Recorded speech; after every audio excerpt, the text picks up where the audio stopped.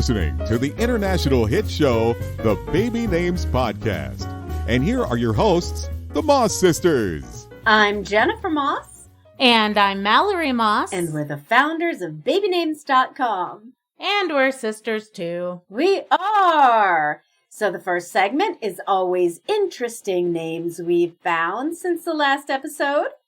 One of my podcaster friends had a baby boy about 2 weeks ago and named him Evren, E-V-R-E-N. I love that name and I've never heard it before.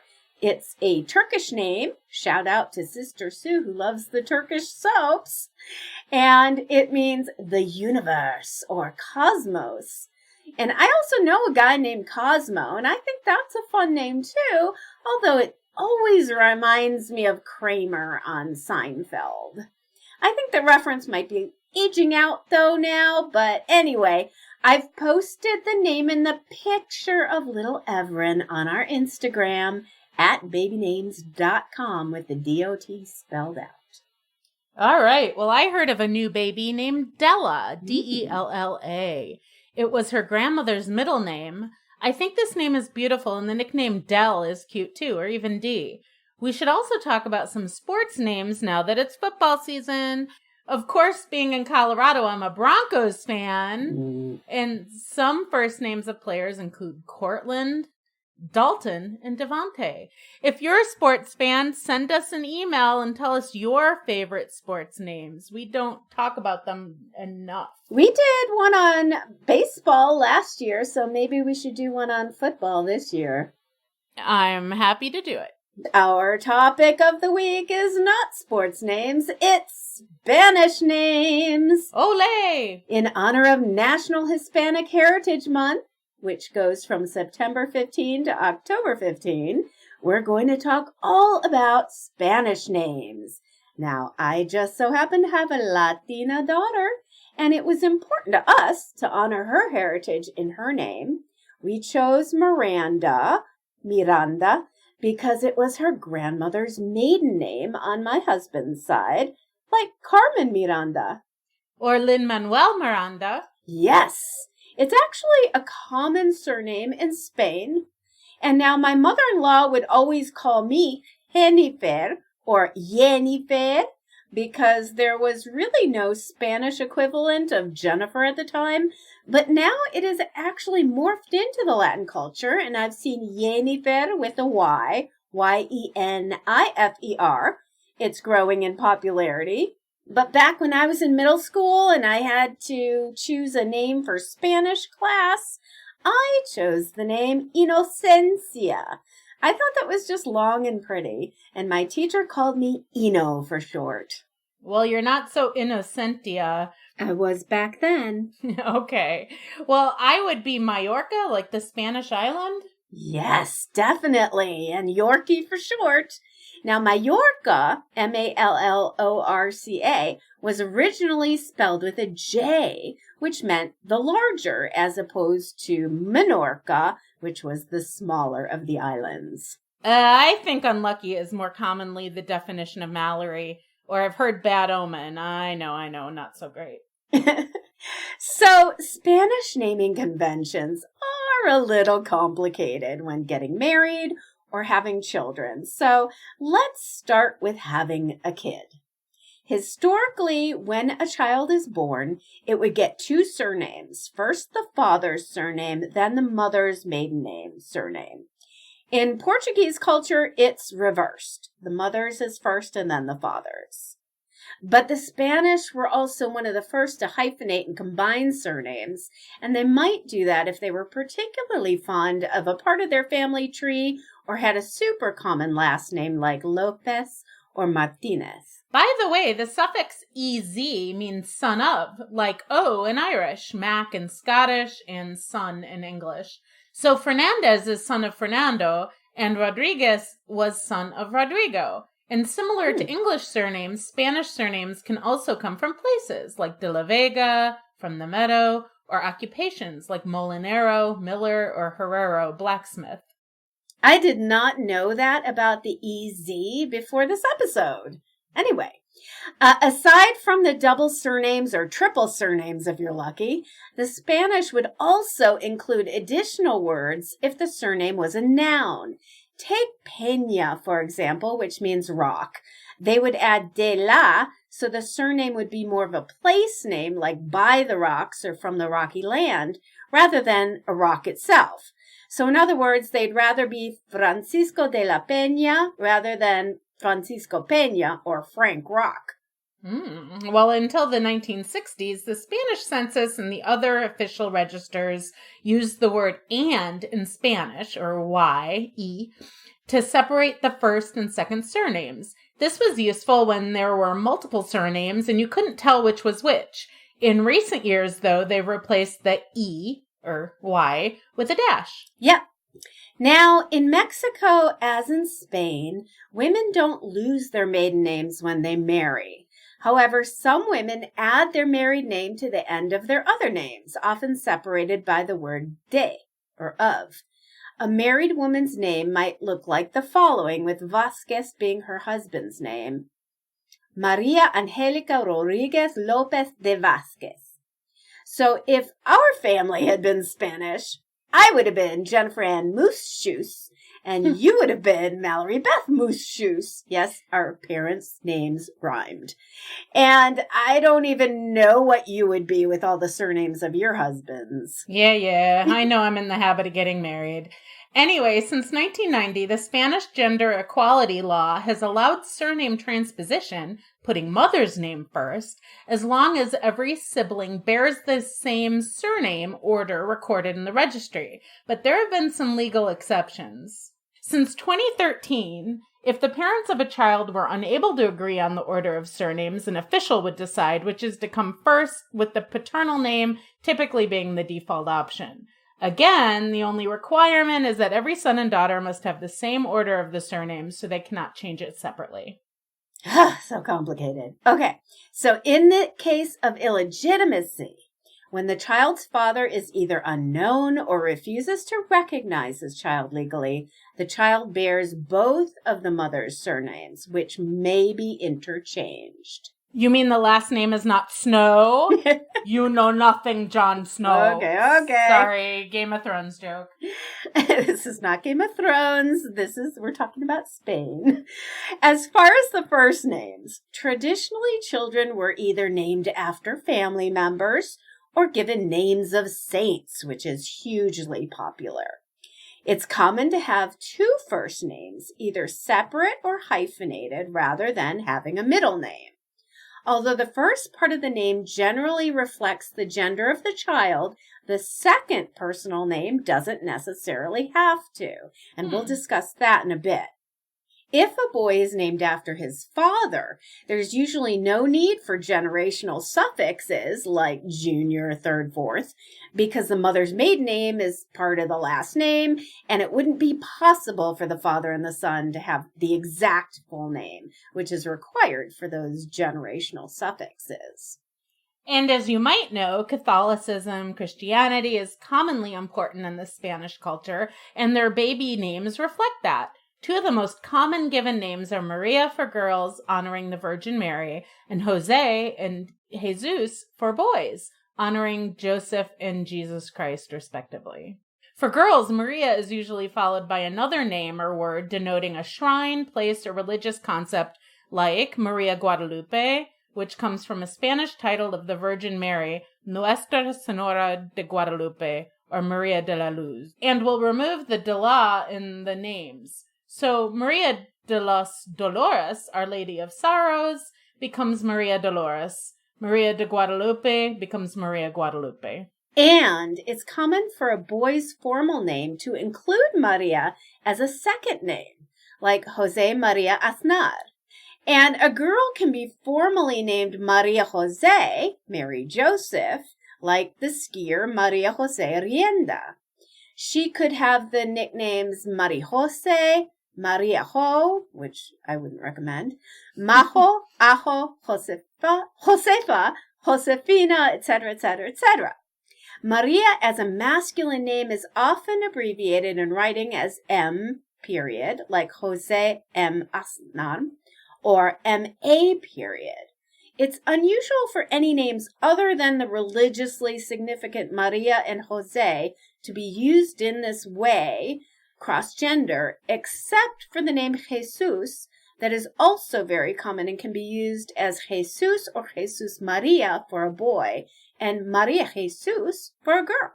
So as you can see, Spanish names can get pretty complex.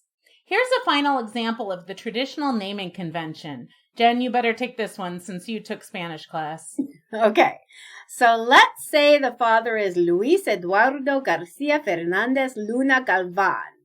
That Luna's for you, Mal. Luna!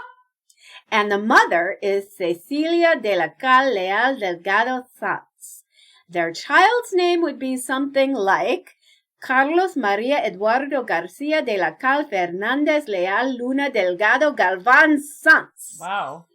In reality, though, nowadays it's not uncommon to make the names shorter because of forms they have to fill out and computer input. So in modern culture, the child would probably be named Carlos Maria Eduardo Garcia de la Cal, which is still kind of long.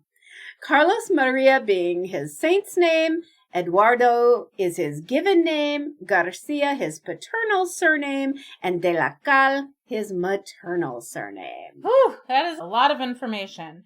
Now, to top it off, we wanted to go over the top names in both Spain and Mexico. Here are the top 10 names in Spain by number of births in 2018 by gender.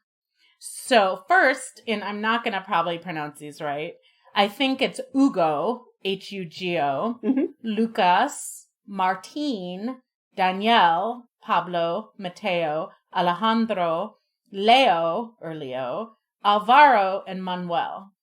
Yep. And for girls, we have Lucia. I really love that name. Sophia with an F, the name of my friend's new daughter. Martina, Maria, Paula, Julia, Emma. Interesting. That English name popped onto their charts. Valeria, Daniela, and Alba, as in Jessica Alba, which means dawn or sunrise. Okay. Well, other cool names in the top Spain 100 include Rayan, Rayan, Aitor, Aitor, Liam, which is number 68, that snuck on.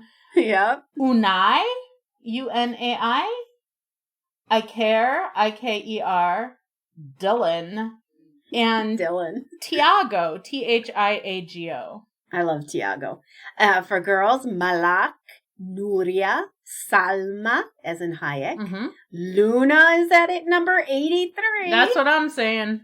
India, Gala, Leire, Leyre, Candela, Laia, Laia, which is like Maya with an L. Or Princess Leia. But it's Laia. Aitana, and Africa. Now, I tried, but I could not find birth stats for Mexico. So if anyone out there knows where to find them, let me know, and we will post them along with the show notes. There are, however, many Spanish names on the U.S. birth statistics because of the high population of Latinx here in the States. These include, I'll go over the male names, Angel, Javier, José, Diego, Carlos, Juan, and you could say Mateo, because although that's an Italian name, it's also Spanish. Okay. And for female names, we have Sophia. Oh, look at this. Luna, Ariana, Valentina, Isla, Natalia, and is it Ximena? It's Ximena. And Ximena Sariñana Rivera is a Mexican singer, songwriter, and an actress. It's a Basque name meaning hearkening or he has heard. And it jumped onto the charts in 2001 at number 873, but quickly rose, probably due to Ximena after she hit the music scene, and is now actually number 118 in United States births. How do you spell that? Ximena. Really cool name. Yeah, you can call her X for short. Yeah. As far as celebrities, old Hollywood actors and actresses were encouraged by the studio system to change their names so they, quote, wouldn't appear to be too ethnic, unquote.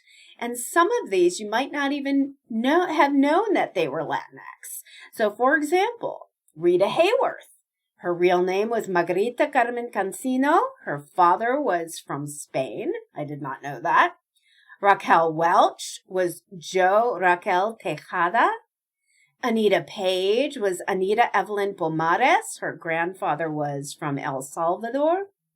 Anthony Quinn, I think I knew this one. His original name was Antonio Rodolfo Quinn Oaxaca, and he was born in Chihuahua, Mexico. Wonder Woman Linda Carter was born Linda Jean Cordova Carter. Her mother was Mexican. And I think many people know this, that Martin Sheen changed his name from Gerardo Antonio Estevez because his son Emilio took their original last name Estevez. John Gavin, who's best known for his supporting role in the 1960 film Psycho, is half Mexican. He was born Juan Vincent Apablaza, and his mother was actually a U.S. ambassador to Mexico. Okay, and get this. Sammy Davis Jr. was part Latino. His mother, Elvira Sanchez, was Cuban and African American. Wow. And speaking of Sammy Davis Jr., Happy New Year to all who celebrate it over the weekend. Because it's the Jewish New Year, and he converted. Correct. I had no idea about Sammy, that he was part Latino. Interesting. I did know he was African American. Okay. He was just multi-ethnic. Yes. But there were also stars who embraced their culture and kept their names, like Carmen Miranda, Lupe Velez, Dolores Del Rio, Maria Montez, Rita Moreno, Chita Rivera, Ricardo Montalban, Xavier Cugat, and of course, Desi Arnaz. But those that kept their Latin names tended to get typecast. Now, a good podcast about this is called Burst Your Bubble, hosted by Morgan Jaffe. She breaks down racism, sexism, homophobia, and all the other isms and phobias in pop culture. So check that one out. And, it still happens now. For example, Vanna White, who was born Vanna Maria Angel, her father was Puerto Rican, and his name was Miguel Angel Rosich.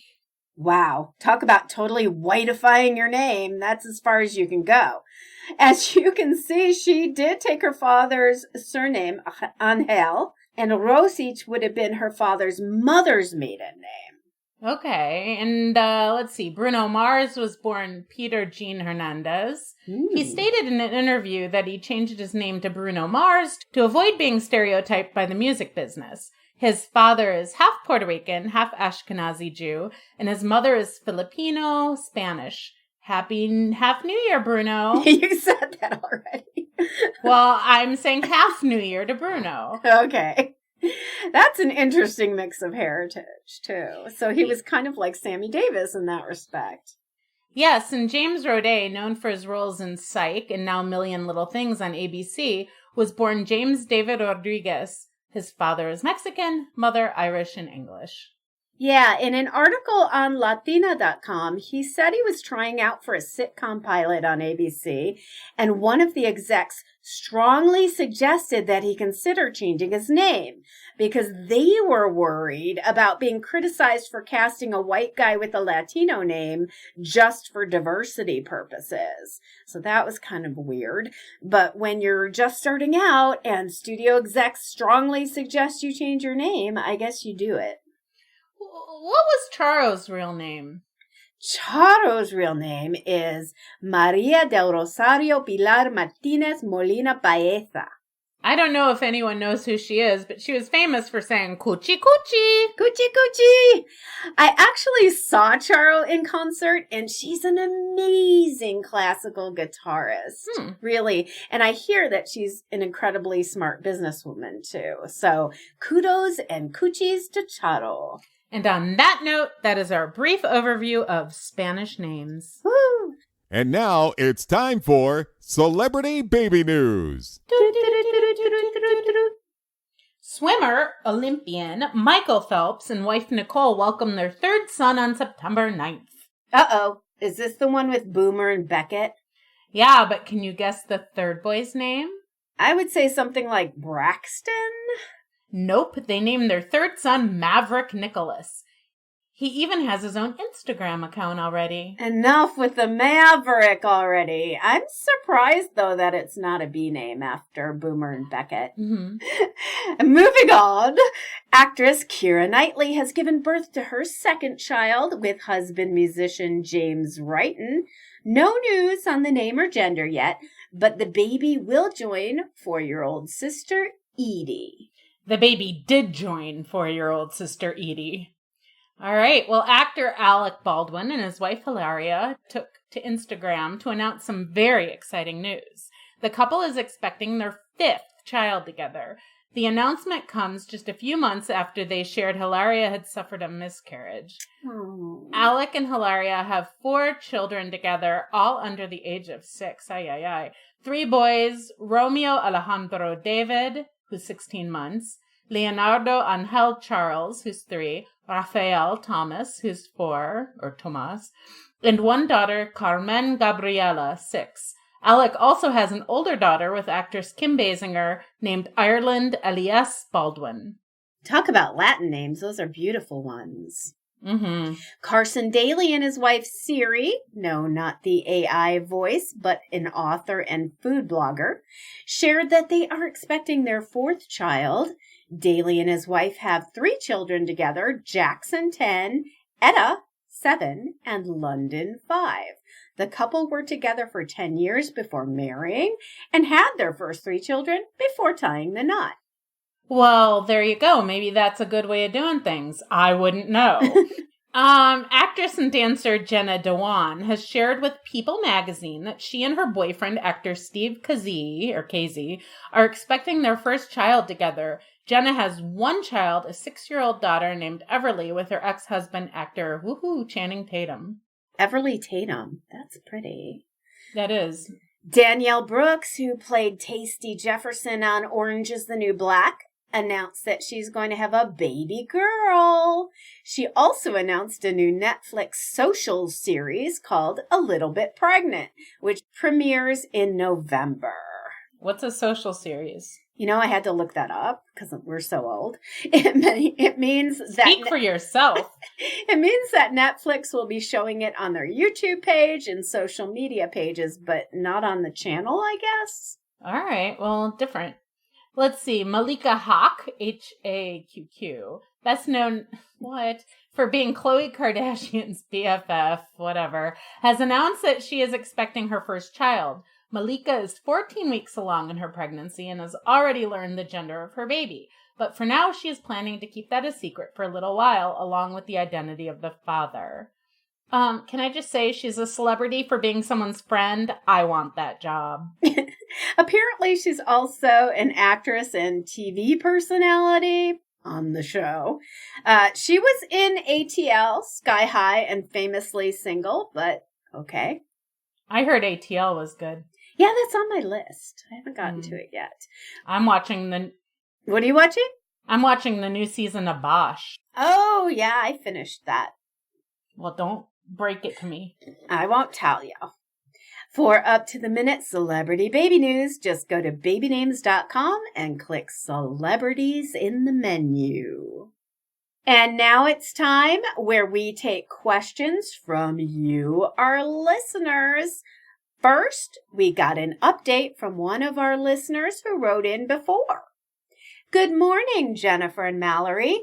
Here's a quick update on our baby's name. 2 weeks ago, we had a baby girl. Sometimes mother's intuition is right. And we went with our girl name, Briar Florence. We did decide that even though the name Fletcher was related to my husband's business, that if she had been a boy, we would have used the name Fletcher. Sometimes names just stick with you. Thank you for your help. If we have a boy in the future, we will definitely be using the name Fletcher Stevens. Cheers, Nicole Gauthier. All right. Well, there you go. She was the one who was going to name her baby Briar Rose, right? I think I said Briar Rose. No, she pretty. did. Oh. And I said it was too much like Sleeping Beauty. Well, I like Briar Florence too. They're both beautiful. Yeah, Florence is better than Rose. So congratulations to both of you, Nicole. Yeah, absolutely. Congrats. Glad we could help. You bet. All right. Well, dear Yenifer and Mallory, what the hell? Okay, let me start but keep this in because the what the hell matters. Dear Yenifer and Mallory, I am attracted to names such as Zarok, Z-A-R-O-K, Nyx, N-Y-X, Lysander, now that's a Shakespearean name, Yeah. and Xavier, the only real good name on this list. Well, according to you. According to me. My friends often make fun of my name choices. No. And I'm questioning if there are similarities between the names. Is this just a phase, or is my taste really as bad as my friends say? Sincerely, Jenna. The only Nyx that I know was... Nixie Knox. No, was a snake. When I was doing photography, I took beautiful pictures of this model and her pet snake, Nyx. So all I can think of is Nyx the snake. I don't know where Zarok comes from. It sounds Persian almost, so I'd have to look that up. I think these are wildly different names, actually. Lysander, as you said, is English, and Xavier has Latin Spanish roots. So I think you're just eclectic in the names that you like, and who cares if your friends like them or not? Yeah, sure. Let's go with that. What, you don't want to say anything? Well, what am I going to say? I already made it clear. First of all, Zarok sounds like something on Mystery Science Theater 3000. Nyx reminds me of Nixie Knox from Dr. Seuss. Lysander, I just don't like it. But Lysandra for a girl might be kind of cute. You could call her Liz or Lys for short. And Xavier is fine. I like that name. And we don't know how old Jenna is. She could be 13. Mm-hmm. She could be 30. She could be just thinking about names, or she could be seriously considering names for her child. So either way, I say if you love something, as long as the child can bear it without extreme teasing, go for it. Okay, that was the expert. There you go. Okay, now the last letter, short and sweet. It says, "Hi, I just wanted to know if Dakota was a saint's name. Kathy." Well, Dakota is a Native American name for a group or tribe of people who originated in the northern Mississippi Valley. In the Sioux language, Dakota means the allies. And fun fact, the word Dakota is plural. Yeah, Kathy, it's nothing to do with the saints' names. Saints' names are usually from the Catholic religion. So I suggest you check out the Catholic Saints Index, and that's at www.catholic.org/saints. Well, there you go. Okay, thanks for writing in, everyone. If you have a question for Mallory and me, just write podcast@babynames.com and it automatically comes to both inboxes. You bet. We love to read those letters, so keep them coming. We do, and we love our listeners. Thanks for tuning in. And we love our big sisters, Sue and Kate, and I'm visiting Kate right now. Awesome! And you're going to be traveling all around for a couple weeks, right? I am going to go to Illinois next and then Phoenix to visit some friends. Well, have a great time, and I will talk to you in a couple of weeks. See you in a couple of weeks. Bye! Love you. Bye.